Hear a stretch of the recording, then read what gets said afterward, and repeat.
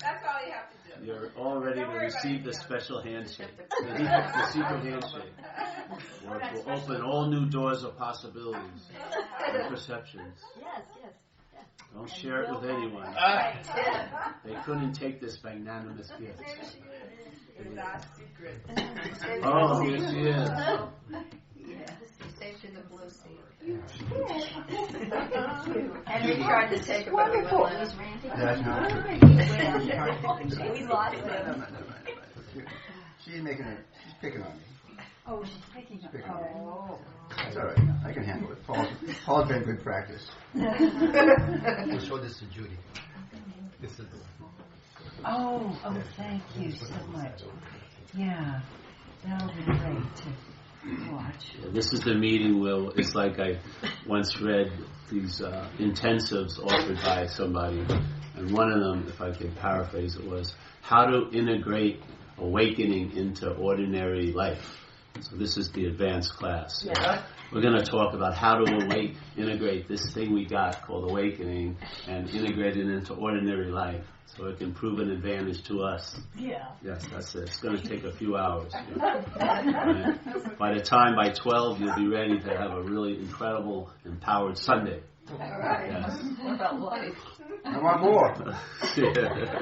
Well, some of you will get Sunday and Monday.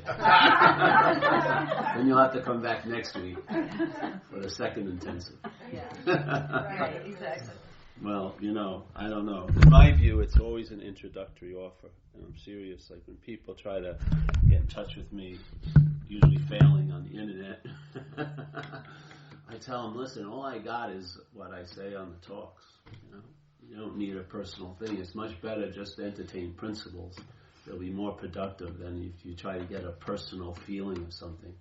Because that's like a second step from it, yeah? It's all in mind.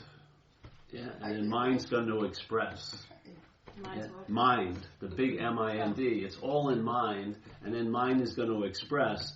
And one of the ways mind expresses is in principles. Yeah?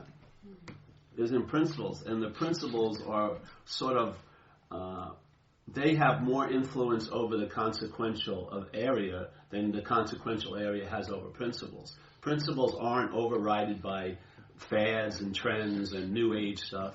They're just damn principles that are solid, yeah? And in that solidity, the mind can really expand and explore and entertain, yeah? But the principles allow you to sort of navigate here in this place, yes? They navigate you better. So, one of the principles of AA is like you have it by giving it away. And the Course in Miracles, the best way to learn something is to teach it. Yeah? Very similar. So, when we feel this sense of presence in AA, the imperative is to share it, yeah, to be of service. Where in a lot of non-duality groups and stuff, at least the ones I had introductory contact with, they didn't really emphasize service at all.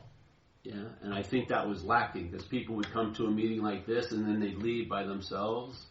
And I remember one of the first times I spoke in Toronto, a man was there and he had a lot of knowledge from books, yeah. But he was like a dog, like this dog. If it had mange or something or fleas, they sometimes put a cone on him, yeah. That goes like this, so the dog can't get to the stuff. That's sort of what it's like. You have all this knowledge, yeah, but it's all up here, and it's not translating into your daily life, yeah. And there's no need to integrate it. That would be you again trying to do something, yeah. So it's just a matter of. And I remember he was talking to me, and I could see he was in a lot of angst. And I finally said, "Don't come back to the next meeting, Just go to a soup kitchen, do some service, not with people you know, but to strangers. And I'll tell you, you'll be getting what you're looking for from this meeting much quicker and easier that way.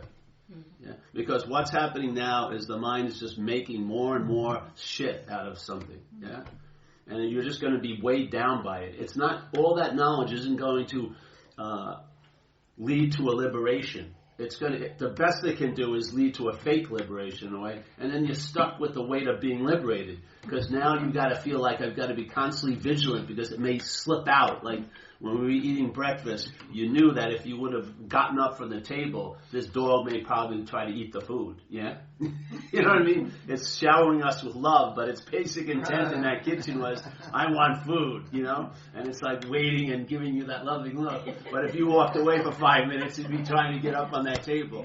Yeah? Yeah. The rabidity would still be there. Rabid. And so that's what happens with knowledge. You want more. Yeah, and then it becomes another form of seeking, and you get stuck in the state of that you know, but it's not translated, which is really painful. I see a lot of people have it. They feel like they know it, you know, intellectual level, something like that, but it's just not going over the top. It's just not really like becoming what some would say embodied. Yeah, they don't really feel it, but they know it. They can quote non-dual scriptures. They can parse everything everyone says and says, oh, you said I or me, and they become like non-dual Pharisees. Yeah, they know the letter of the law, but they're missing the spirit of the law. Yeah, which is freedom. Yeah, freedom from the need to parse things out. Freedom from the need to be perfectly correct. Yeah, freedom from the need of all that stuff. That's the relief that comes over you. It's not that you get more, it's that you lose interest in all the shit. Yeah?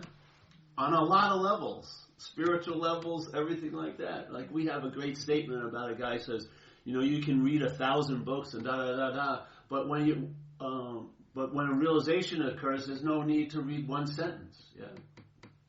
The mind shifts and it becomes its own source of inspiration.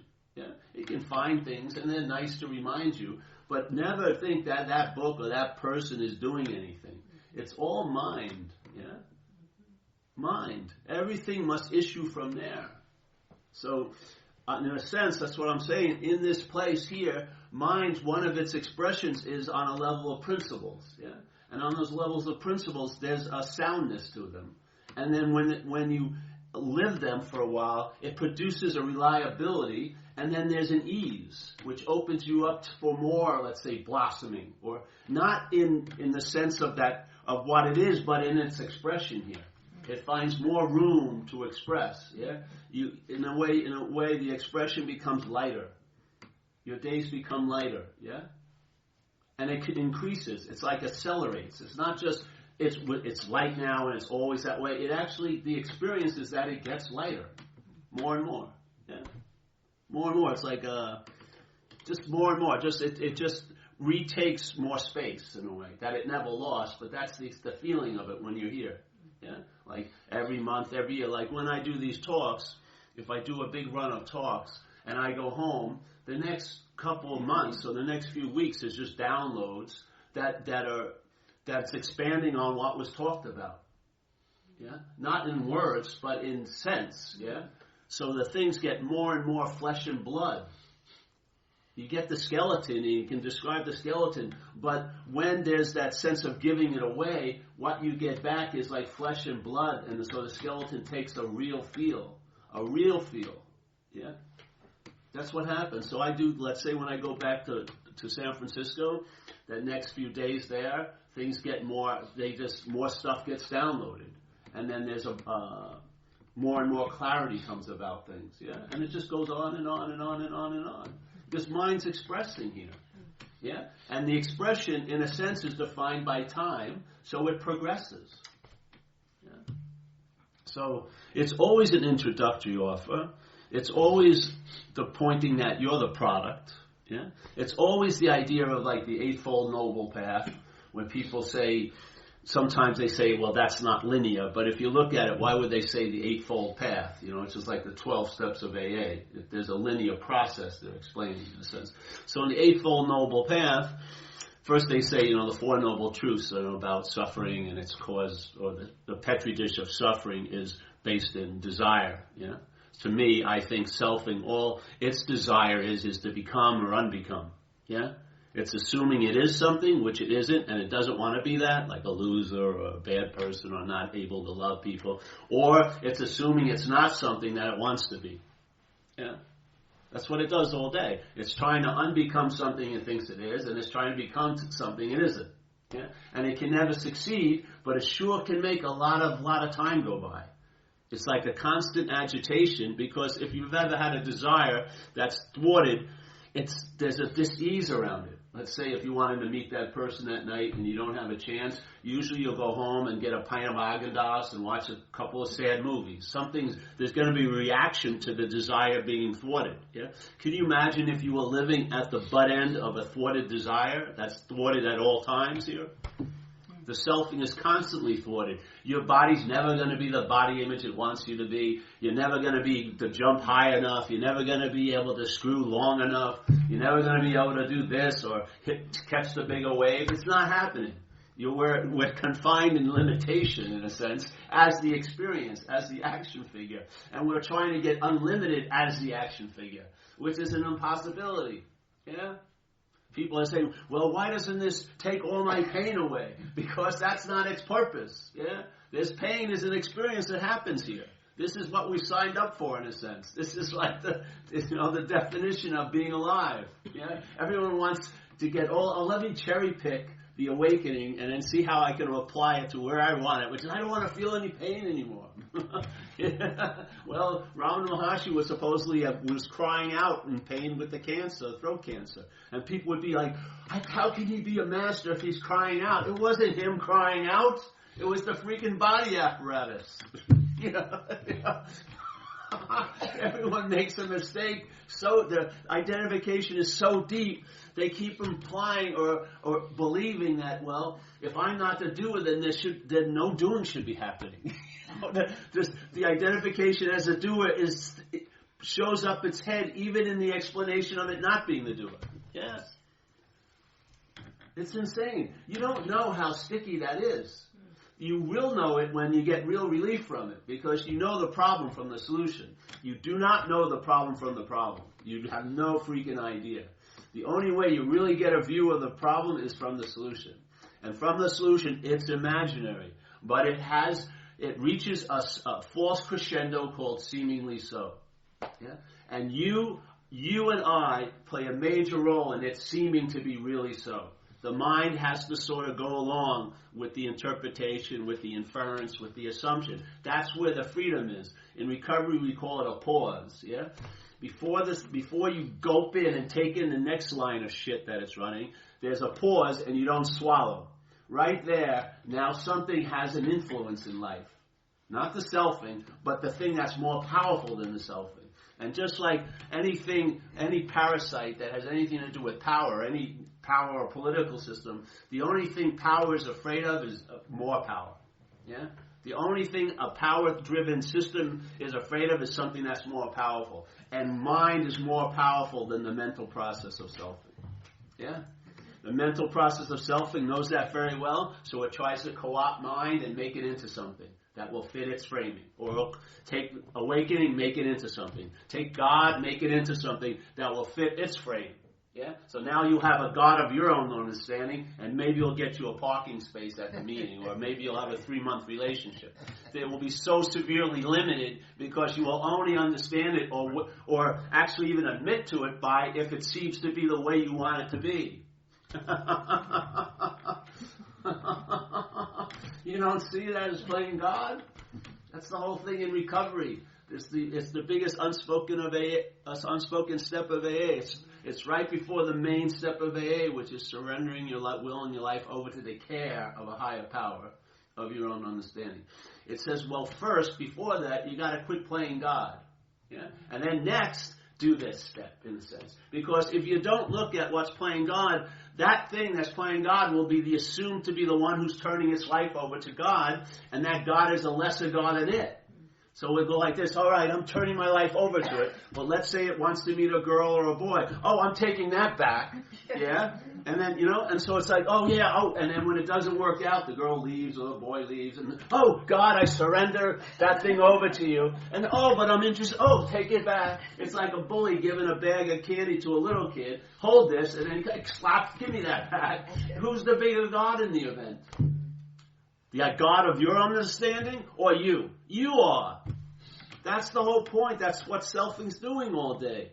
But when you don't look for God from selfing, you look at selfing to see what it is. Yeah? You look at the process that's implying and insinuating, inferring, and producing a sense of being a someone. Look at that and see if that's true. If that isn't true, there's no need to look for God. You're looking from God. Yeah. The search is off. Yeah. Now you put on a dime. Now let's see if you respond. Maybe there was a lovely, noble strain of selfing that wanted to know God, but you realize it had no intention of ever freaking knowing God. Because as Ramana Maharshi says, to know God is to be God. If you get the real knowledge of God, you is it. There's no way you can neuter it by knowing it and become a knower of God. No, to know God is to be God. Very direct, no time whatsoever. Yeah. And then what happens is there's a response to that ability, and then you see all the considerations, all the buts, all the stuff that the mental process of selfing will throw up to sort of exile you from there. Yeah? To sort of call you back into its little frame of living. Yeah? Well, all right, let's move away from this and just let's freeze-dry God and keep it my God, you know. So it won't be so upsetting to my life, yeah. And maybe it will serve me in my life, yeah. This is much more unsettling than that. Much more unsettling. You can't claim it. No freaking way. Nothing doesn't budge every moment, every time your mental process is trying to make it something. It doesn't change it one bit. The nothing is way more powerful than the little something making. Yeah? And if you can just sit through whatever you're going through, yeah? Just like the selfing. Here's the selfing. Someone comes to a meeting and they hear something that we share, and then they go, oh yeah, I recognize that, so I'm thinking about next week, and it's producing trouble for me, and now I recognize it as selfing. So then they call me up and they go, I've been selfing all day.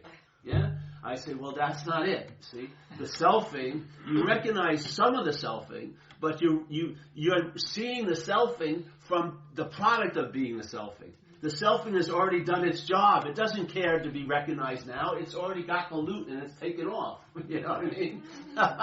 You recognize, oh yes, I was thinking about last week and it's driving me crazy. But the feeling of being the one who was thinking about it is the product of the selfing.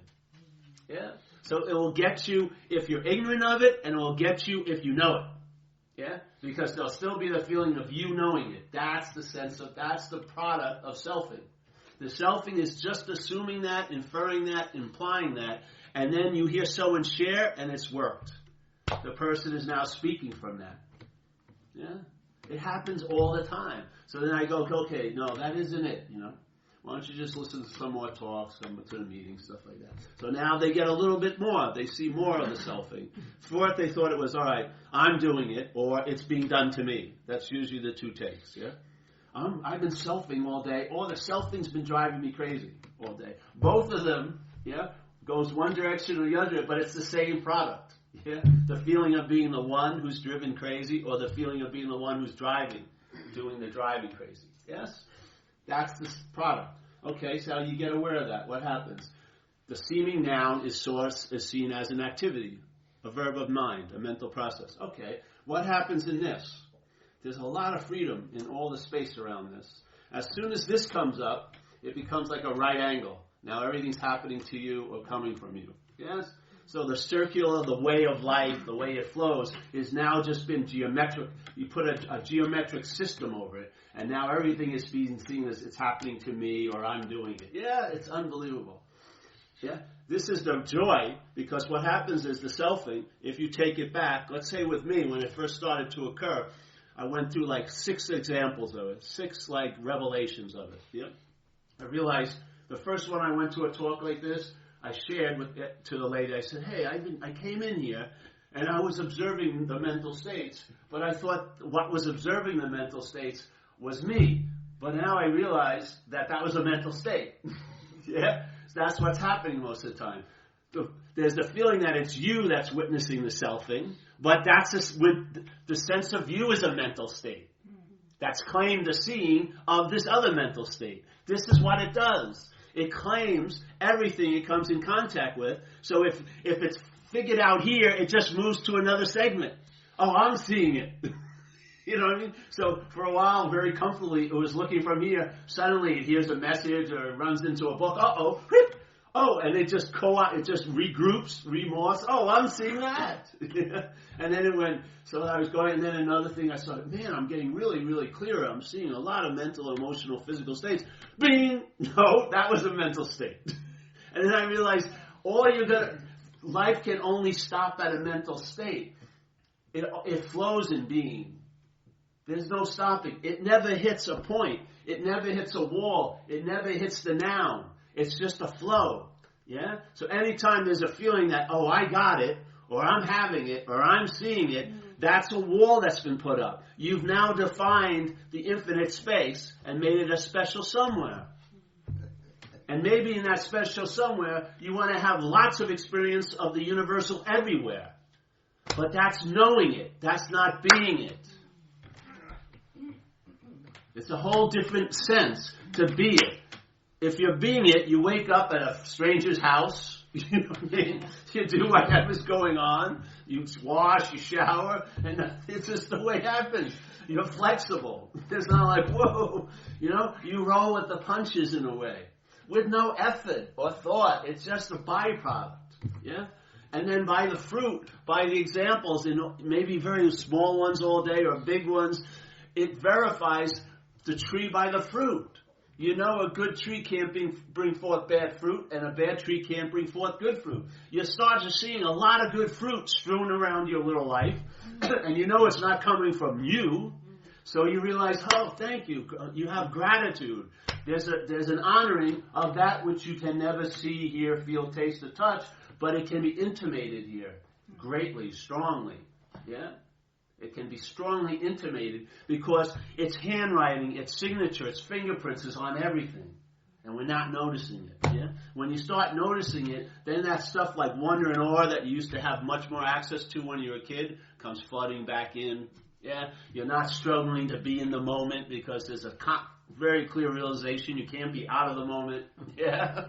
All this starts just happening, and maybe it feels strange for a while, but then it just happens, gets used more and more familiar, and then there's the new norm in a way. Just like the mind adapted to that old way of being partitioned, and Wednesday's more important than whatever day I'm in, and Saturday's way more important than whatever day I'm in. All that just gets blurred. And then you realize, it has been one giant living color.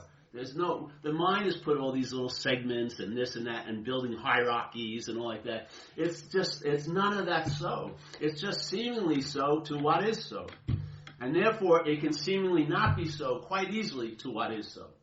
Yeah? If it was somehow you had to go somewhere else to get it, then maybe there would be a possibility of it never occurring for you.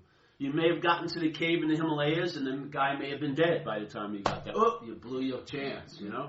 Oh, I would have been so great if I was alive with Ramana Maharshi. Oh, well, sorry, he passed away. 1950. Yeah? Or Osho, but he's gone. Yeah? Seemingly. You know what I mean? But this has nothing to do with that. Nothing to do with it. You find it right where you are in whatever condition you seem to be in, because whatever condition can only seem to be. What's so is never uprooted or affected or deterred or shaped by what's not so. You know? What's ever seemingly so has no effect on what's so. What's so is what's affecting it. It's either giving it a meaning that it seems so or it doesn't. It isn't. And it can shift dramatically in one day, in 1 second. You can feel like you're in a real world, and the next second, you're not in the real world. A whole new abstract event occurs. If it was real, it would have taken some time to change it, yeah? But because it's just an appearance, it can disappear like that. Why do you see people talk about sudden awakening? The only way you could suddenly awaken is unless you were awakened already.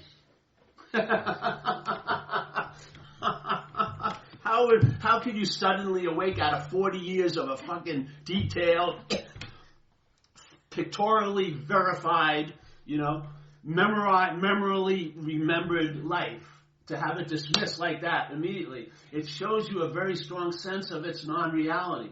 because he can disappear like that. I had it once in an operation. I had to go in for my leg for a local operation. So they built a little wall here so they could work there so I wouldn't be looking at it, yeah? And they froze the leg. But you could hear what they were doing in it, yeah? But you wouldn't feel it, but you could hear it. You could hear they had to take these rods out and stuff. So I was laying there, and of course all their attention was on my leg, and there was these giant, like, steel bowls with the lights in them, so they reflect tons of light. And I was looking up in that bowl, and then suddenly this incredible sweetness came over me. It's indescribable. Let's just say it was the greatest sense of well-being that I had ever felt. It was totally embodied, and I was laying there. And of course, no one was noticing what was going on. You know what I mean? Hey, I'm having one of those, there's an epiphany occurring, come join me, whatever. None of that was going on. They were just doing their thing. And I sat there, and when it sort of subsided a little bit, what came over me was, if I had to go through whatever I've gone through these last how many years, it would have been worth it, just for this nanosecond. I mean, the value of that override all the value that my mental process had tried to mine in 30 years of life, 36 years. In 1 nanosecond, all of that false value was washed away by the appearance of a real value. You know, that has a profound impact in the mind that's entertaining both. Yeah. It may lead it to realize, hey, I'm tired of entertaining this so seriously. Let's take it much more lightly and then just rest in this. Yeah. Why not? And maybe we'll play it out that it'll take time for that. But it's like they say in the Course, we're dreaming this dream. We're going to dream ourselves out of it. And as we're dreaming ourselves out of it, the dream's going to get happier. What nicer, it's the most comforting statement I feel of all time to me. It's not saying, fuck the dream, there is no dream, this and that. It's giving room for the dream to be what it is, which is an event, dreaming, yeah? And it says mind is going to use the dreaming because it's the dreamer, yeah? And it's like the dreamer is going to translate its freedom through the dream. And it's going to look like it's going to be dreaming itself out of it. And as it's dreaming itself out of the dream, obviously the dream will get happier. Yeah? Because it's the mind that's making it happier. Yeah? Not the dream. There isn't anything called a dream. It's the dreaming of mind. So now the mind's dreaming is shifting, and then you and I are the expression of it. That's what this is, isn't it? This is just an expression. If it's either expression of mental process called selfing, which puts you in a point of seeking and needing and claiming and vindictiveness and a lot of other things, yeah? Or it's being used to express a more abstract or another aspect of mind called centeredness, not self-centeredness, but centeredness. And I've had senses where there's different modalities that have been plugged in to, and the ones I ran into, there's no self in them at all. They're not self-centered. They don't even take self into consideration. It's just a crazy aberration. It's a crazy freaking idea that we're a long-lasting, independent, separate entity. There's a lot of aspects of mind that have nothing to do with it. And when you get downloads from there, it has nothing to do with it doesn't refer to a self. It is not there to make the self better. Has nothing to do with self. Self is totally irrelevant. Yeah? And yet, what you are and what you seem to be benefit from that. And for me, I saw what I was happening in the selfing was the mind that was expressing here was enslaved to that idea of being a self. And the enslavement in my case caused this desire to get out of it or be free from it. But I could not get out of the system through the system, so I was trying to get free as it, yeah? Which was even a higher form of slavery. And that was really, really disillusioning. But thank God it came with the relief, because it could have crushed you if you would have got it. Because I couldn't believe it. Like when one time I did LSD and I got arrested. It was a trippy thing. I wasn't doing anything one night. My girlfriend came back from Mexico, and she had one of those worms in the tequila. So of course I was just loitering basically. When I didn't know what to do. It was a lot of hours in the Tuesday night. I said, sure, we just started drinking. And my friend came over with some liquid acid, and and no one, the other two people at the house didn't want to do it. I said, oh yeah, sure. So I put my finger in it and licked it, and I didn't think I got enough, so I put my finger in again, licked it, and then I realized I did too much, but I couldn't abort the mission. You know what I mean? I did the LSD, the chemistry was in my body, so I just said, buckle up, and it didn't work. I got arrested that night outside, running around this trailer park with a boner. Yeah, and I got pulled in. I don't remember, but my girlfriend saw it out the window, and they took me to jail. And I was sitting like a monkey. And they had me in a cell myself, and everything was paisley green and moving. And I was all bloody because they beat me up, the cops. They dragged me over the gravel, and I was pissing too, like an animal. And then something hit me, and I realized, Jesus, I'm God. And I've made boredom, and it's going to be boring eternally. And I felt it like it was going to be boredom, eternal boredom. And it was such a demoralizing hit. And then I was looking in the little window, and people were going by, and at first they looked like intergalactic, like troopers, and then they were highway patrolmen, and then I realized I'm in jail, and then this fucking movie started again. But I don't know where I was going with that, but it just reminded me of it, taking that stuff. And so the state of wanting to get out of what I can't be in was unbelievable. Years and years and years, I believed I could transcend the situation I was in. I used drinking and using. I used spirituality. I tried every freaking vehicle I could find that would catapult me out of here, but as me. I didn't realize it was the idea of me that was the anchor to the imaginary place. I had no freaking idea. I had no idea that my being anchored in it was giving the place the reality it had. Yeah? Why it looked so convincing is because I was convinced.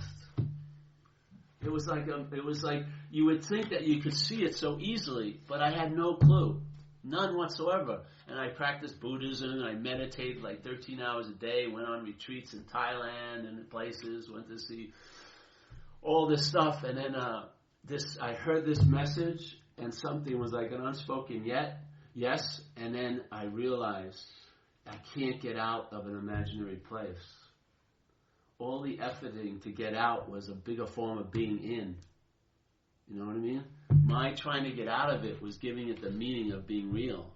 It blew my mind. And then I realized, I remember when I came into AA, I got overwhelmed by situations when I was 9. My father and my grandmother who lived with us died, and they were they were the objects of love for me. And then suddenly my love was sticking out with no objects to hit, and felt really strange. And I sucked up into my head as defense, basically.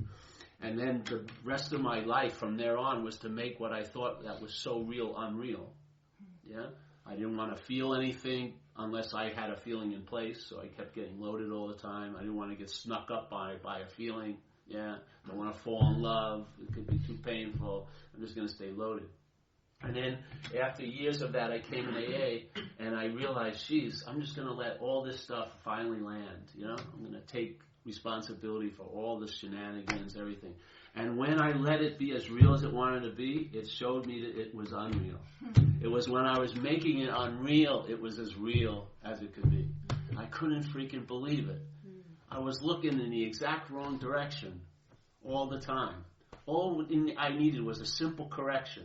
I didn't have to take one step. I just had to move. I just had to be turned another way. I didn't have to take one step away or towards. I just had to go look that way. That's all I had to do. And then from there, I've just been staring into that wind tunnel ever since. And it's just entertaining it. And then you find out about the expression as it goes by. Basically. So now, what's real is let to be real. Yeah? And what's unreal is seen to be unreal. And it's really a nice clarity because you get to see red as red and blue as blue. There's no confusion whatsoever anymore about all those metaphysical ideas or things. Not one bit. Yeah. It's like clear sailing. What more do you want, you know? So.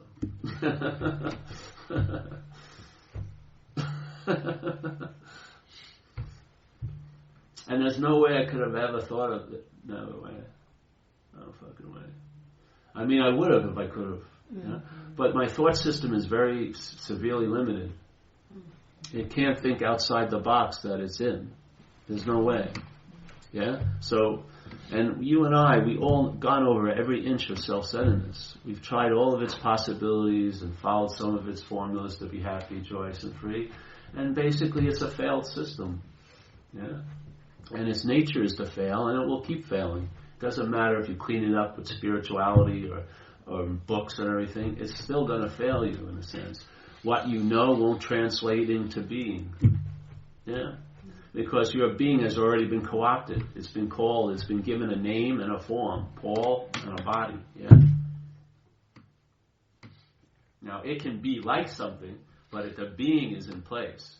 You are this Paul, the name's been given, and the form is in place. Yeah? And all the mind's doing is giving name and form to everything else. And then in giving name and form to everything, you don't see its true nature, which is empty. And you don't see this true nature, which is empty. Empty of being a thing. Yeah? It may be thing-like, but it's not a thing. Yeah? So it just corrects it that way. And there's no advanced groups or anything. People may think that. There's none of that. It's just entertaining, which you're doing anyway. Your mind's constantly entertaining. You could be entertaining what's going to happen to you next Wednesday. That's what most of the entertaining is being used for, that it's been co-opted by the selfing. It's entertaining things in time. But your entertaining ability, there's no vigilance concerning that. You don't have to take a new workout to learn how to entertain. We're entertaining like crazy. Just change the topic, you know. Just entertain another possibility. That's all we say entertaining in the message. You know, entertain a possibility. Here's the possibility. Hey, you may not be that. Yeah? And if you're not that, that's that. And then you'll find out what you are. Yeah? Through the living. Which to me is the highest form of knowledge. That leads you to certainty. Yeah? It actually doesn't. In a way, the certainty is already there, and it gets expressed as certainty here. Yeah? What's so is completely so, but man, in this place, it will appear to be more so. Yeah, because there's time that it can seem not to be so, and there's time that it can seem to be more so. That's the joy. Yeah, you get to see it in people's faces. I see it in people's recovery. You can see the parasite in their face. Their face is hardened. Their eyes are like rabid, yeah? And then they, just a few months of stumbling and bumbling, going to meetings, they're thinking nothing's changing at all, but you see the change in them. You see it, the thing's getting lessened, and they're chilled out a little more, and that incredible anger that they have no idea that they're angry, but they're extremely angry, gets sort of watered down and stuff like that, and you just see the process of the mind changing. And you see it by the fruit, which is the expression. You know, you see it in the eyes and the face, stuff like that. Then if they go out, that in one night, the parasite, the takeover is completely in one day. Like that. They look like the rabbit wolf again. You know, they're asking for money, or they want to buy or borrow your car. And you know, hey, I love you, bro, but I can't do that because the car will be missing. I know it because I've done it in the past. Yeah? It's not because of you, it's because of the parasite. I know where it's going to take you. Yeah? Because it took me there.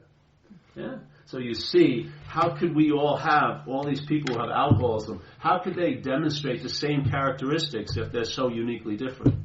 Because they've been taken over by a parasite that has a limited set of characteristics. You have to see everything is yelling at us about the foreignness of what we're taking to be so. Yeah? People are demonstrating the same attributes, and they all come from self-centeredness. Every human is framed to look at life as it's happening to them. Every freaking one of us, yeah? And yet, in that sense, the selfing blossoms this unique, special, I have only 4 petal flower and you have 5. It's all baloney. It's all a disguise, because if you want to be free, you have to see what you're not. You cannot keep trying to be free as that. It's a form of slavery. It's not going to work, first of all, and it's a form of slavery. You'll be waiting to get it. You'll be waiting to get it. You'll be mad that you didn't get it. You'll be envious of people you think have it. All like this. It will just go on and on. It was just like, moving up the spiritual ladder like someone would move up the corporate ladder. You want to get into the inner circle. Then you think it's really going to be great if I just go to lunch with the teacher. You think the teacher's so great. Go to the bathroom after they went to the bathroom. Smells like everybody else. They get freaking pissed off and frustrated. How can they be frustrated if they're free? It's not them that's frustrated. This is a living action figure. Yeah, it has its own characteristics, predilections. Yeah, this doesn't have to be changed, but it's really nice if it's not seen to be you. Yeah, and then amazingly, it changes quite a lot. When your intention to try to change it so much is met with a huge amount of resistance, when you give up, it seems to sort of develop its own little qualities again. Like it's intuitive, it knows, the body is another vehicle for intelligence. The intelligence isn't just here. The body has a lot of expressions of intelligence. And true, and old masters, Ramana Maharshi and others, they call the heart as the brain is the biggest thing. The heart, not located in the physicality, but right there. That's the center of us. Not this. That is. That's the real intelligence here. So if the brain moves to the heart, then it may be a servant. If it stays up here, it takes itself to be the master. And then you're enslaved. You're enslaved.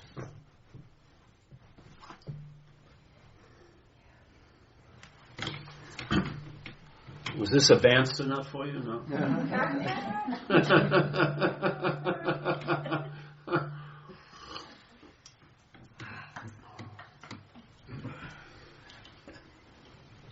It's the same saying. You don't need to go anywhere else. When this dawns on you, the rest of your life is going to play itself out. Yeah? You don't need to speed it up or rev it up or turbocharge it up. Yeah? It's inevitably going back to the ocean. Sometimes the greatest streams are meandering. Yeah? Just go around, it's beautiful, produce tons of vistas and beautiful landscapes. If it just went straight, it would be like a canal. But it's running over different rocks, different sounds. Yeah. All's leading to the ocean. I only have a certain amount of time to make it. No, you don't. You're all there is. What's the rush? What's the rush to rush into being all there is when you're all there is? Maybe it's enjoying the hell out of seeming like it's not. Yeah. Who are you to start paddling faster? There's a current already. Just entertain the possibility. I've been entertaining it for years. It hasn't changed. Less and less stuff matters, But I honor it and I entertain it, and I don't let it get co-opted much, like with the talks or with the meetings. The meetings are very disorganized. There's no fucking plan to advance. We have no business plan. We're actually anti any of that. You just show up, share it, and let's see what it does. I have faith in mine, man. I don't think you need a 28-day freaking program, having it beaten over your head. I think it gets to a point of beating it. It's like beating a dead horse. This is an invitation, not a dissertation. It's like a reminder. It's not producing what needs to be reminded. It's a reminder. Yeah, that's already in place. If it wasn't, I wouldn't be doing a service by sharing it. You would just use it for another way of beating yourself up. Yeah. This is just an invitation. You already have an aha already, most of our lives. Let's watch it play itself out. And maybe have gratitude every once and say thank you. That's more than enough. Instead of constantly wanting more. Yeah. Maybe your system wouldn't handle more bliss or more clarity. Maybe it's a very loving dispensing, so to speak. Yeah. Maybe you've had a big rush of it all at once. You'd be in an insane asylum tomorrow. Because that frame would flip out. It wouldn't be able to adapt quick enough to fit it in. Yeah, it would crack the frame open. Look at the soothing compassion that's available too. Things are going quite well. Yeah. And 1 minute, 1 second, maybe it'll be the last second that you're alive. It's an eternity. You know, it's an eternity. And in that sense of timelessness, there is no meaning to longing, or that you missed out, or if I wish I would have been there earlier. None of that has any reality whatsoever in timelessness. Yeah? It's all here. You know, no one's missed out. You know, you're not in the back of the bus. Yeah, you know, there aren't people in first class and you're in economy. The plane gets there at the same time, wherever you're on it. Yeah, it's like Ramana Maharshi says. There's the guy with the big bundle on his head.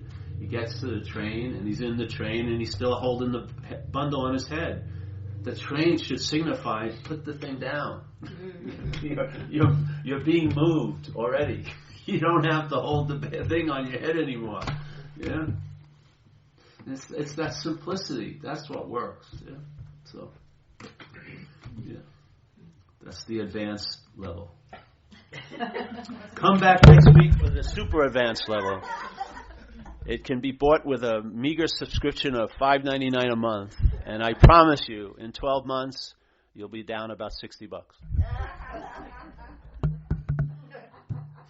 Or maybe 72, I think. That's the right math.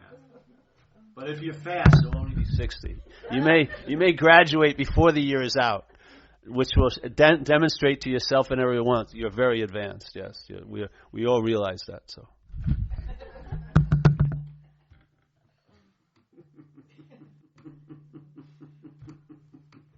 I just love it. Don't you love this event? I just love this possibility that we're entertaining. Paul, can I ask a question? Yeah. So you talk about the body as being an action figure. Yeah. That's being done or whatever. How do you hold the body? Is it a real thing or you view it as an unreal thing? I don't view it much of that as anything really right now. It's just there. Seems to be. Okay. Yeah. I'm trying to take care of it. Because there's certain things I like to do that the body needs to be in certain shape to do. So there's an agenda there. Do I have the agenda? No, but there's a predilection that way. Because I like to surf and stuff. So it's not an illusion, is it? You know, it's real. I mean, you can feel it. I mean, I may not be it, but it is there, right? No? Find out. Yeah. If you feel it's real, take it to be real. Take good care of it. You take care of your body as if it's real, right? Yeah. Yeah. I think that's a good approach. Yeah. Take care of your body as if it was real. Yeah. And you do the same thing, don't you? I don't, but that's what happens. Yeah. But I don't do it. Oh, I see. See, that's the difference. See, the little addition at the end of all doing is that you're the doer. That's not added on anymore. There's just doing. Yeah. I don't think there's any. None of the actions are issuing from a personal subject. Yes, it's just happening. There's where the freedom is. This isn't changing my behavior. It's really I'm not the one who's behaving, and then the behavior changes. It gets more appropriate. Yeah. When it was me, then I don't want it to be me. So then I try to change the behavior, which just morphs it into another freaking behavior. Yeah? On and on and on and on and on. It's the first step that sets the course of the journey. Yeah? It's the first view in the Eightfold Noble Path that says right view. And I think the right view in Buddhism terminology would be anatta or non-self. Yeah? So that's the right view. And then they have 7 things that can occur in life, like livelihood, understanding, meditation. So they go right view, right livelihood, right understanding, right meditation, this and that. What happens is people framed in selfing only see things to be approached. So they look at it as a formula of doing and having. So they don't start really at the right view. They think right meditation. If they do meditation the way they think they should do it, which is all them playing God, they say, well, if I do right meditation and I have the right type of job and I have the right understanding, that will lead to the right view. Not necessarily. The right view sets up the migration of the right to everything else. So the right view, that there is no long-lasting, independent, separate entity, now makes almost whatever you're doing the right livelihood. Yeah? A total lack of understanding can be the right understanding. Yeah? Not meditating at all could be the right meditation. Yeah? Because now you feel meditated all the time. So what's the point? Yeah, of trying to meditate on what's being meditated. It sort of seems crazy. Yeah? But a lot of times the way we see it, I have to do this and this and this to get there. But in a sense, the right view says you're already there. And then this and this and this may occur. Which is a total different thing. One is using like a stepping stone to get somewhere. The other is like a platform of expression. You don't see that. It's a huge difference. Yeah? One is like, that's what happens with people with saints. They see a saint and they go, and then saint acts a certain way and they say, okay, if I act like the saint, I'll get to where he is. But he's only acting that way because of where he is. Yeah? It's an expression. It's not a ladder to get to where he is. It's an expression of where he is. And it can be changed. The next person can have a totally different expression, but be resting in the same no place. Yeah? Which one are you going to choose? And if you think it's going to take you there, you're probably going to be sorely mistaken. Because it's not completing the journey, it's the absence of the journeyer. And your absence as a journeyer is absolute. You're not here. It's not like you were here and then you got rubbed out by a lot of practicing. And then if you're not vigilant, it'll come back. It's like a stain, you know. You went out, oh, I got rid of it. But then, oh, it's back again. And like this, you know. That fear always hanging over your peace. Oh, I could lose the peace if I didn't do what I do to bring the peace about. You're relevant again. Yeah? It's always you. Selfing is always writing itself into the story. Every second it'll squeeze it in. Even if it's like a footnote. You see, I was there. It's just persistent. It wants to have some relevance. Yeah? I can block everything off. And then, okay, I'm going to comply with maybe the wish to know God. All right, let's try it. Let's go ahead. Let me get an understanding. And I'll sit still for a while, even though I think it's stupid. Yes, and I'm moving towards that. Yeah? That's selfing completely. The Holy Instant. It's written right in the Course in Miracles. It's probably written in quite a number of places, but before I came here, I knew it was Course in Miracles, so I looked at it for a little bit, like maybe 10 seconds, and I saw this one page, because I just remember the ones that had impacts on me, and because that has value. There's a lot of feeling there. But this one's pretty nice, and it was talking about the Holy Instant, and it was talking about, all right, what's the biggest deterrence or impediment to people enjoying the Holy Instant, which is this, obviously, no. And it says, it's their belief they don't deserve it. And how is it, and then he says in a very beautiful way, how that's going to demonstrate that belief you don't deserve it is believing you have to be prepared for it. See, that's the tricky one. He's saying, you're not going to see it as a feeling that you don't deserve it. You're going to, how it's going to be translated in selfing is that I have to prepare for it. Yeah? In other words, I've got to get more ready for what you can ever be ready for. Yeah? It's so beautiful statement because it shows the twist of selfing beautifully. You can expand on that little way where, all right, the real thing is a guilt that you don't deserve it. Yes? Which is the basis of Course in Miracles, is that guilt. The guilt that produces the separation to make it seem to be so. Because we believe we separated from God. Yeah? And that's an unbearable belief. To believe that you would separate and you have all those ideas that it's all loving and perfect, that you separated from that is unbearable to live with deep down on the aspect of mind. And therefore, it's trying to throw that guilt off constantly. I'll give you an example of my experience with that when I was a kid. I was 6 years old. I had a father. We played games. He played baseball with me and stuff. And then my mother took me to the side and said, Dad's not going to be able to play with you much anymore, because he's really ill. And he was. And then they brought the family doctor, Dr. Jan Quinto, and he talked to me. And my grandmother explained it to me. And it was all very clear. Yeah, he's can't play with you, Paul, because he's sick. But the way I translated it was, I must have done something wrong to make my father not to want to play with me. That's the guilt of self-centeredness. That's the guilt of the Course in Miracles. Yeah? You believe that you've separated yourself from this thing you're now trying to get back to, yeah? Yet, you're totally forbidden to arrive there. Because the investment in the guilt is the fucking flesh and blood of the selfing. It has no intention of giving up that guilt. It wants to dump it on others and get some relief from it.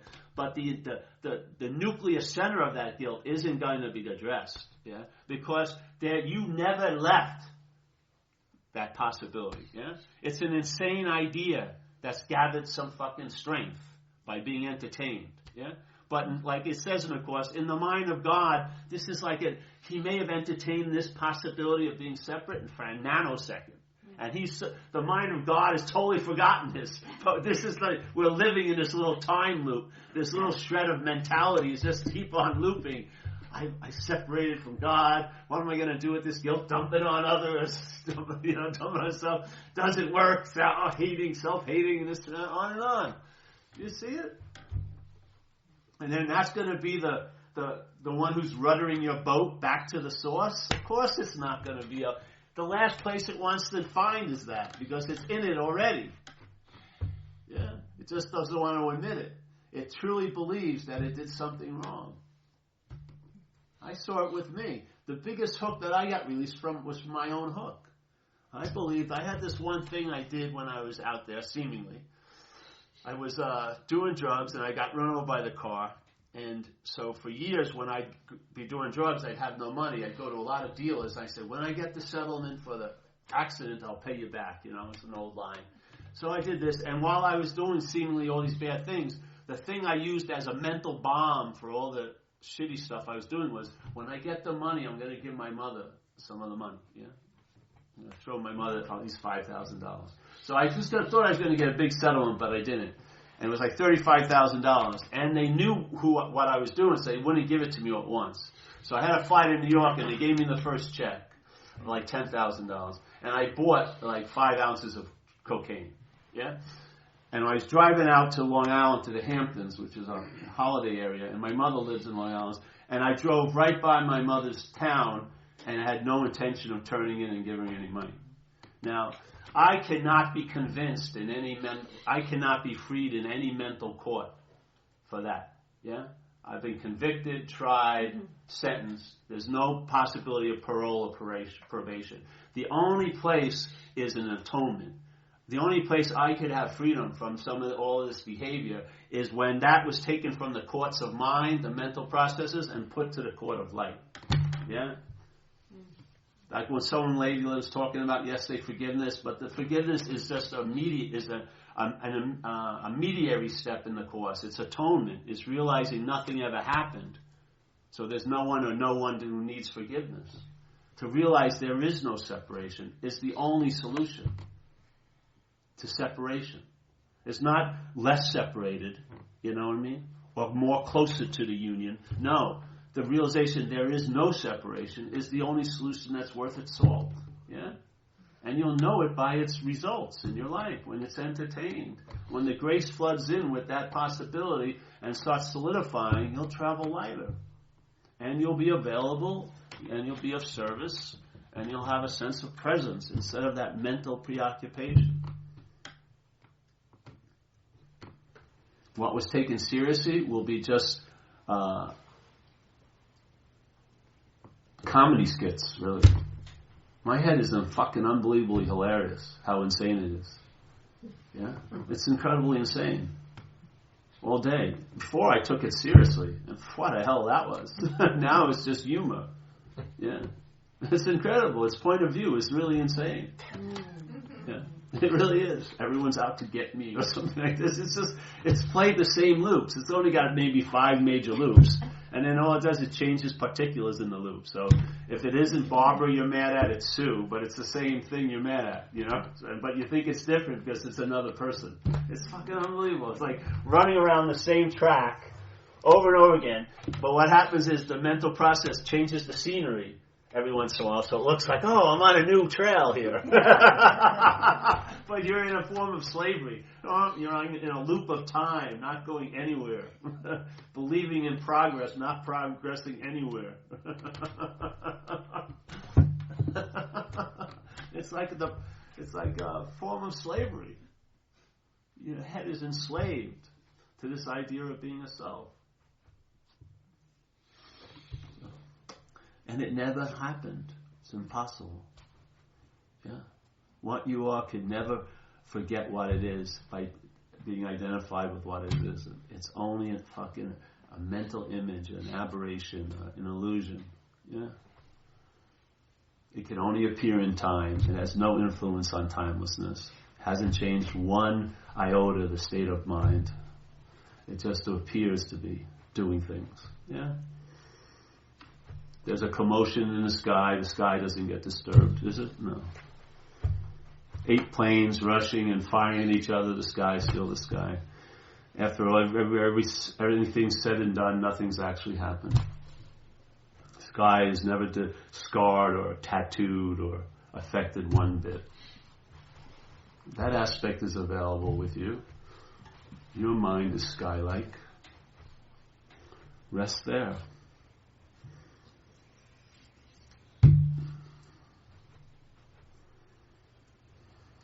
If you rest in selfing, you're agitated. If you rest there, it's called abidance in truth.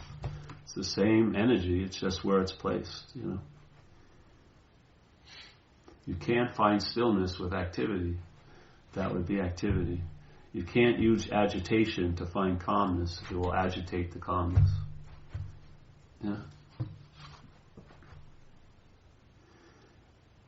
Judy got it. Rest on, Judy. Beautiful. That's the best receiver of the message. Right? It's the best way is osmosis. You sit here and rest in. So yeah, that's it, I think, eh?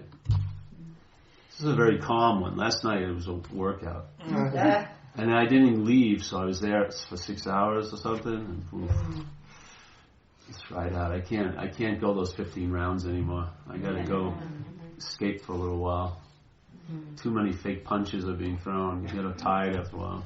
Just want to get the sword out and cut people's heads off. Quickly. But thank God I'm restrained. First this head would go, and then all your heads would go. I'm not exempt. This head goes too.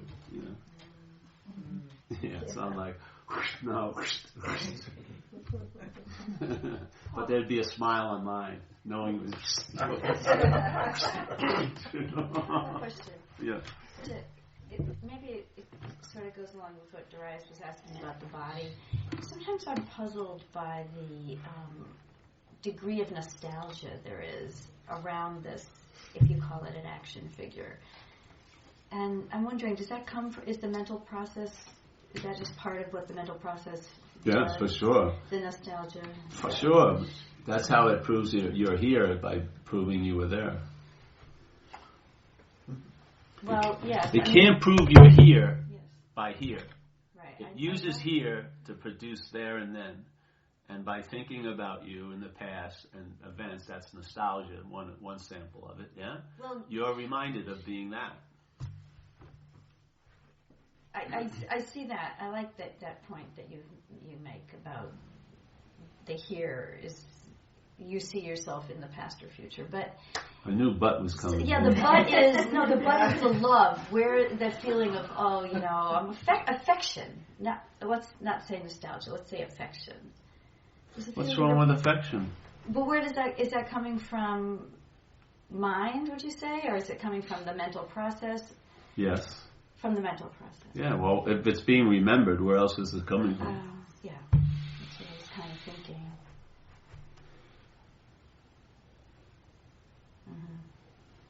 But there's been many, many events that had that flavor, that beautiful flavor, that was the lasting mind by the mental process. That's what it wasn't looking for, yet it still seeps out in the memory.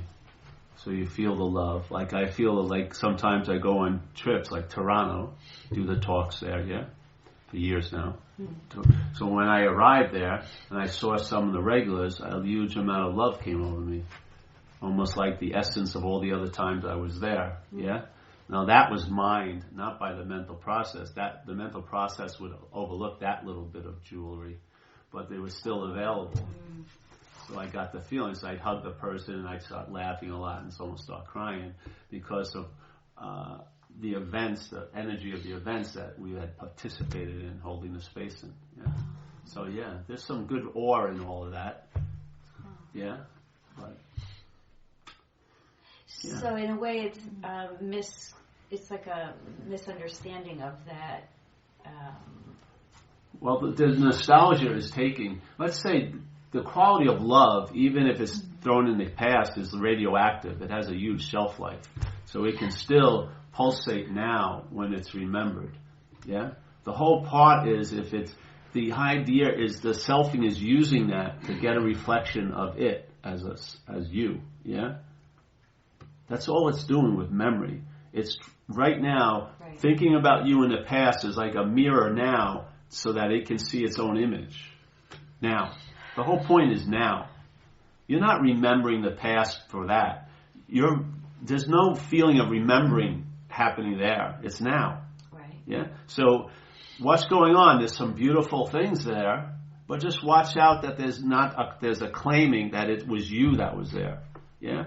In other words, sift out the really nice stuff, but don't let it accumulate to it's like equal marks, and that's Paul. Yeah. Change don't let it, its mathematics is based on a primary number 1. Have the same mathematics, but use the primary number 0.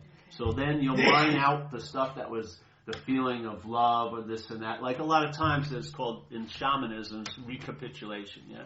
So you go, the memories, there's a lot of energy stored in those events. And so the mind itself can mine the energy, which is incredibly valuable, and then and give up the minutia. The selfing wants to get the minutia and use it to sort of build a story. Yeah. In other words, its idea of gold isn't the gold of mind. It's like another alloy. Yeah, but it ain't gold. It's looking for there in the same mind. Yeah. So when, let's say, if I go to the beach, on the way to the airport, we drove the beach route in my area, and the waves were really just like they were the day before. And I was looking at them, and it was so beautiful. There was a lot of recapitulation of the sense of joy that I've had over the years in the water. And so, an aspect of mind was mining it by looking at that image of those guys surfing. It was mining the sense of surfing for years. It was an incredible move, brought a lot of nice feeling and this and that going on. See, that's the mind going over what you call the past, retrieving its own energy. Yeah, it's retrieving the energy that has been bottled up there by all your freaking stories and memories. It's breaking the memory and getting the real essence, which is the energy of presence. Because there's no difference between the past, the future, and now, right? There is no linear world of time, yeah? But the energy has been sort of co-opted or usurped by the selfing. Oh, that makes so much and it's made in it. And you're going back there and getting the energy that was bottled up and freeing it so that it can be available to you now so that you'll sense it as presence. Because that's the juice of life. Mm-hmm. And the juice of life has been bottled and stored by the selfing. So you almost feel like you're bereft now. So you have to live on memories and on hopes. Yeah? Most people, what they're missing in their life is themselves. Not as a you, but what you represent. The energy, this has become a storage unit, this event. It's just being stored in the past, and it's also being stored in the future, and it's being remembered. It's like you're going over your old pictures, future and past, to remember you now. That's what selfing's doing. Now the mind sees more different information in there. It's going to retrieve all that essence of presence in a way that's been bottled so that you can drink it now. So it's refreshing, yeah? So you get some sense of buoyancy. Not by, I was buoyant then, or the hopes I will be buoyant when I go to that retreat. No, you feel the buoyancy now. Yeah.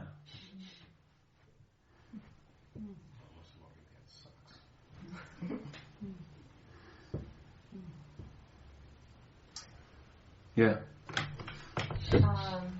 So, living from this divine transmission all the time, this system, if we've been living another way, the system isn't used to that. So, so that it's a very light feeling.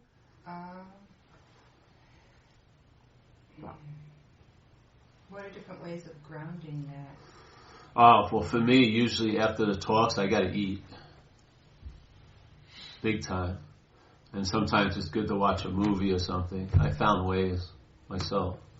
But sometimes I get out there too far. Yeah. And then it's just like I'm in a place where the interchange is still going on, and I need to be out of there. So then I can just eat something or look at Yankee Blog or something very mundane, sort of roots me back here. Yeah, that helps me a lot. So we all have to find our ways of... Yeah, you find what works for you, you know. Food is really good. Yeah. It is for me. When we ate last night, it was great at the ladies' house. I was really in need of it because the energy was spiraling, like, out. So, yeah, it was good. So as soon as I ate a couple of bites, yeah, it became manageable. So what's happening is you're coming more into the body. The food is helping. Yeah, it's drawing the necessary attention to the body back so that the body can go on. Yeah, you can't. The body needs to be attended to. I mean, it's being enlivened in a way. Though it's an apparition, but mind is enlivening it. If the mind goes, the body is going to be left high and dry. It can't fend for itself. It's not the source of its own energy. Yeah.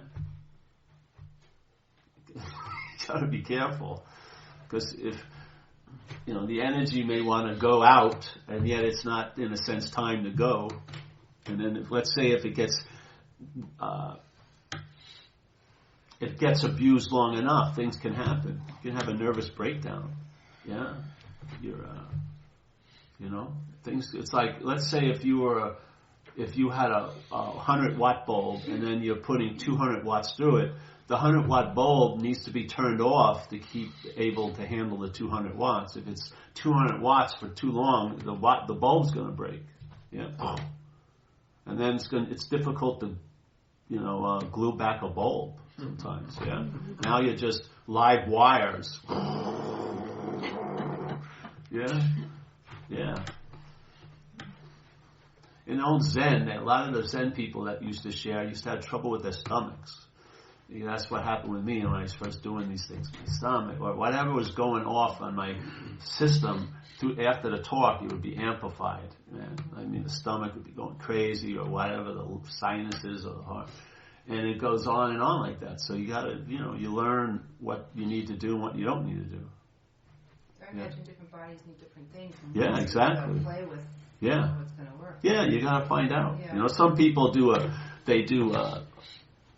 I don't want to give my secret. How it's going to work. Yeah, you got to find out. Yeah. Some people do this.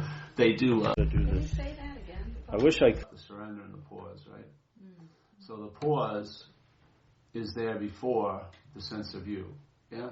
The pause is what we really are. So let's say conscious contact happens, consciousness and contact, and then there's an awareness of that contact. That's what I am. Yeah?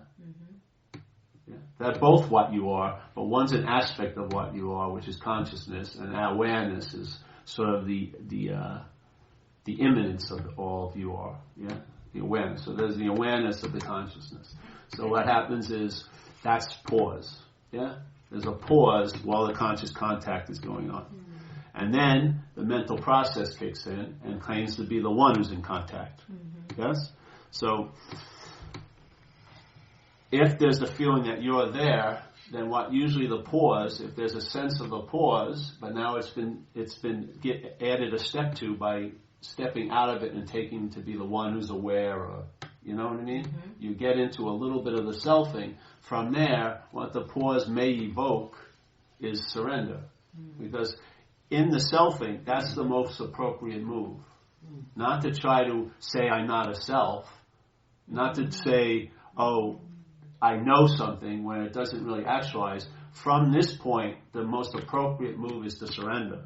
So if there's an honoring of that pause or that sense, that's the appropriate thing to do. Like Ramana Maharshi said, for people's minds who have trouble with a lot of things about omission and commission, they believe they omitted things they should have did, and they believe they did things they shouldn't have done.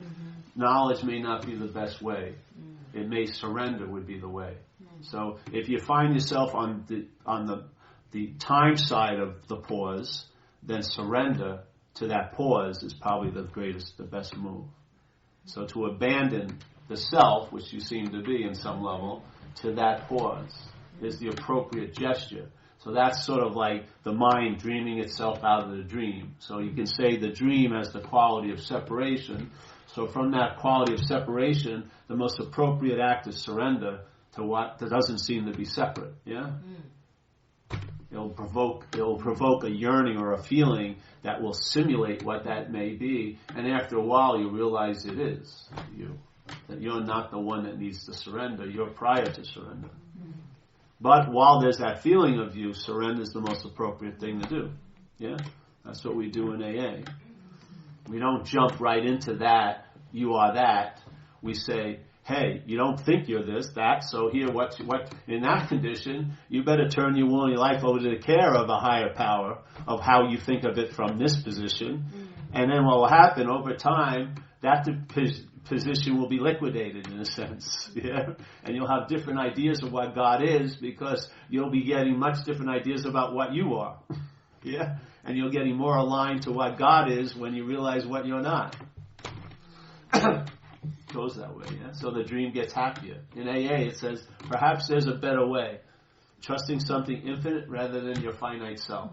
So what occurs in the process of AA, you're leaving the failed system of self-reliance, and you're moving to a successful system called centeredness, yeah? And so along the way, as the dream gets happier, there'll be demonstrative points where you'll see a real demonstration of the shift. And so when those occur, you build like a momentary temple, and you honor what's happening. I'm being shifted out of a failed system, and I'm being led to a reliable system. Yeah? And the way to do it is to honor when the demonstration of the reliability is occurring, because the story of selfing will take a miracle you had today and forget it in 2 hours, but will remember resentment for 30 years that never happened. So you have to use the poison as an antidote.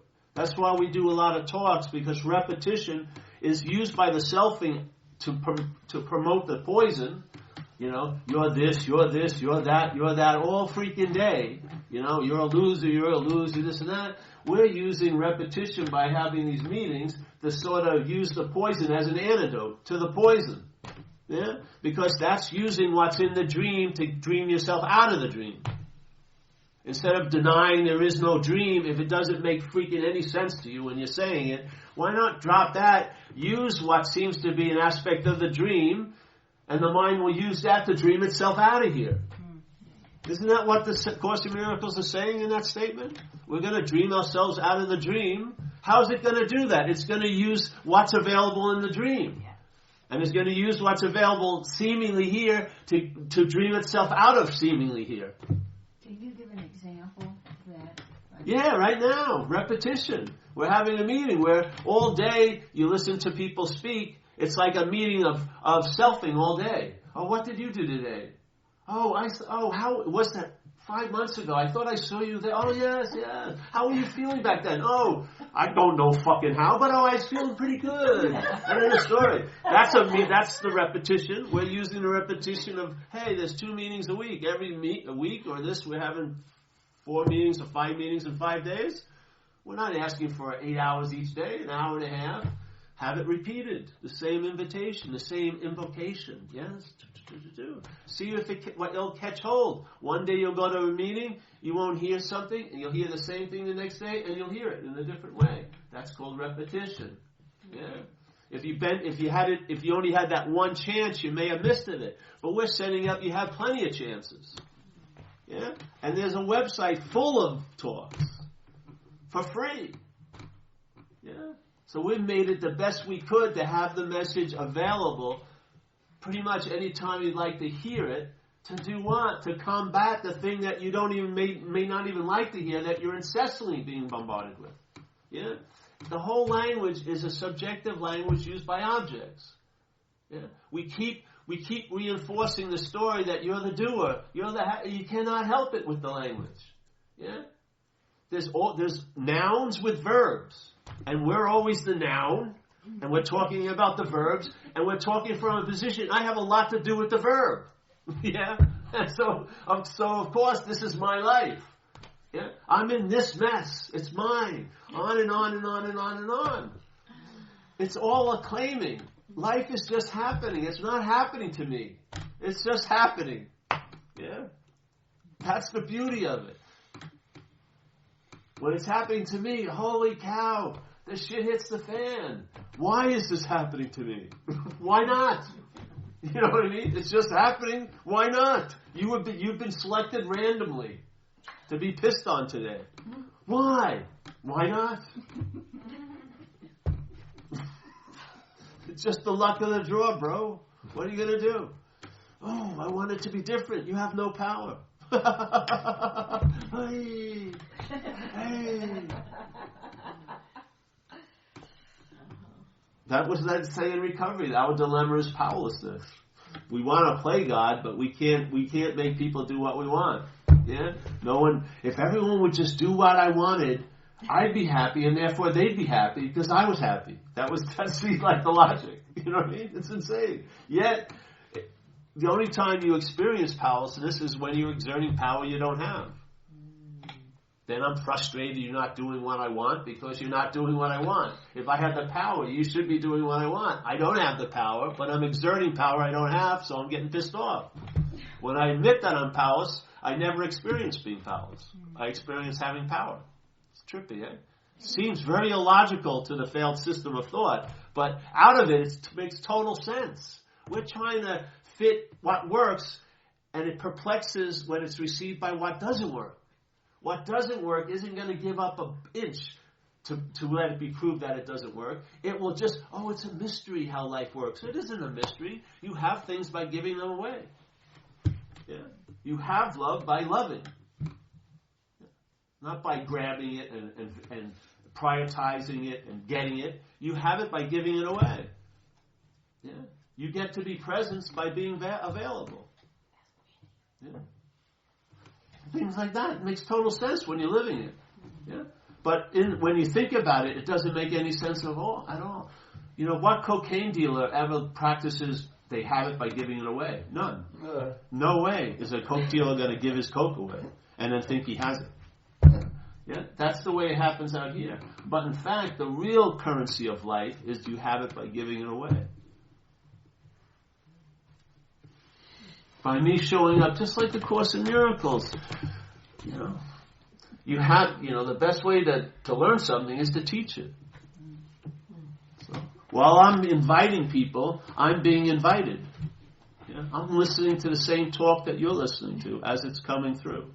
I'm not trying to follow the words. I get the same fucking rhythm I've heard ever since the download started to occur. And that's my lullaby. That's what I listen to. I don't listen to the words, but I listen to the cadence, the energy that's being expressed through the words.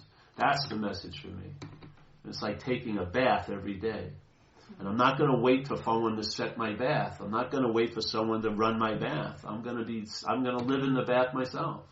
Fuck, I'm not going to kiss ass and wait every 6 months to see some teacher for $300. I'm not doing it. I think it's slavery. It's available to us right now. Yeah. I put my foot down and I walked away from that fucking thing because I saw it as spiritual business in a way. Bothered me a little bit. Yeah. When it's an imitation, I'm meant to become obsolete. Doesn't mean you won't see me anymore, but we'll see each other like this. It won't be like, it will be more like a hello, not like a nest of birds waiting to be fed. We're all full, and we're just sharing the banquet together. You're holding the space, I'm holding the space, you're listening, I'm talking. That's all. And yet something happens. It's lovely, and we're all the better for it. And there's not that many things that you can say that when you arrive at, we leave all the better for it every freaking time. It's a damn good deal to be involved in. Yeah? Yeah. And what does it cost me? You 2 eggs and a cup of tea. Enough for that. Really, it's a pretty good deal. We could have made it difficult. Sign up 8 months in advance. Make sure you work out 3 hours a day. Get ready. It's going to be held on a 12,000-foot mountain. You'll have to walk up there. Carry your own stuff with you. Yes? You'll be up at 4 in the morning and sleep at 8 in the morning, 8 at night. You must clean the master's room 5 hours a day. Massage his feet and do whatever else he wants. And you'll be so much better for it. $3,000, please, before July 1st. Or you'll be on the waiting list. I'll helicopter in. No, I never fucking walk up the hill. You know what I mean? Get my telescope. Look at those assholes. You know?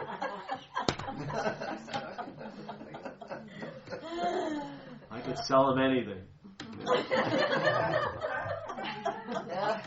If I just show up, pass a basket, oh, it's not important enough. But climb a mountain, oh yes, it's really valuable.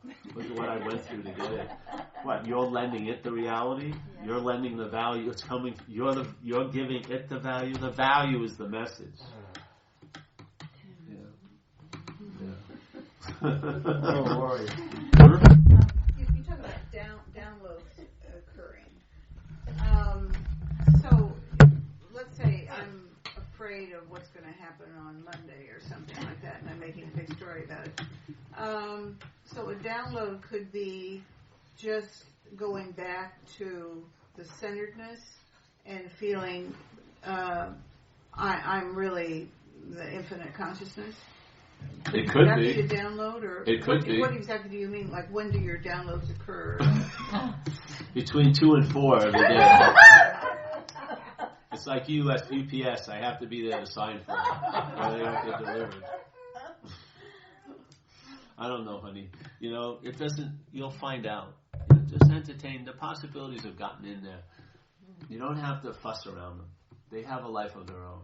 Just leave them alone. See what happens in a few days or weeks. It may not leave any impression on you. It may move to produce a great impression on you. But it doesn't need your help. You don't have to go over it or try to figure it out. Have faith in mind. Yeah, it's not the mental process. It's not wise to have faith in the mental process, but mind is worthy of faith. Yeah, I have faith in just hearing it. It does its thing. It'll touch what needs to be touched. Yeah, pronounce what needs to be pronounced. You know, demonstrate things you weren't willing to see yourself. They'll show up, and you know. Go along with it. If you get scared, back off if you think you have to. If not, this isn't like a command or a demand. It's a suggestion. It's a possibility. Everything else, make too much. We try to make things so heavy. This is the last thing that needs to be made heavy. It's not a demand. It is not. This is just a possibility. Every one of you is probably doing pretty well in life in some levels. Yeah, this will just become an illuminating factor for it. That's all. Yeah. The mental interest is different than interest. You can tell the difference. Mental interest isn't needed here. Yeah? Mental interest is busily trying to figure out how it can be an advantage for it, what to make of it. Yes? How to neuter it, how to push it away in time. That's how it's doing it. That's its sense of knowing. This is about finding out. It's different, you know? It's in there. Let's see. If it's worth its salt, it will make an impression. And I have faith that it's worth its salt. So it doesn't have to be shoved down there for hours. It's just thrown out lightly, and it lands or it doesn't. And if it didn't land today, it will land on a later date probably. It has the tendency. It just gets thrown out and you see where it lands. Yeah. You cannot not be affected by it. If it wants to affect you. There's no way you can say no to it. Unless you know. I just don't see it. Yeah. I mean, I would have liked if I would have been able to corral it, yeah. But its basic emphasis is submit, basically. The rebelliousness, the defiance of selfing can't balk itself into a bite. It just doesn't. It's all huffing and puffing. It doesn't blow anything down. Yeah. Yeah. This is. Yeah. Luckily for me, I just haven't died yet. You know, I had days it was tough for a year or so. I had a really heavy experience as Paul for about over a year. I want to record this heavy experience as Paul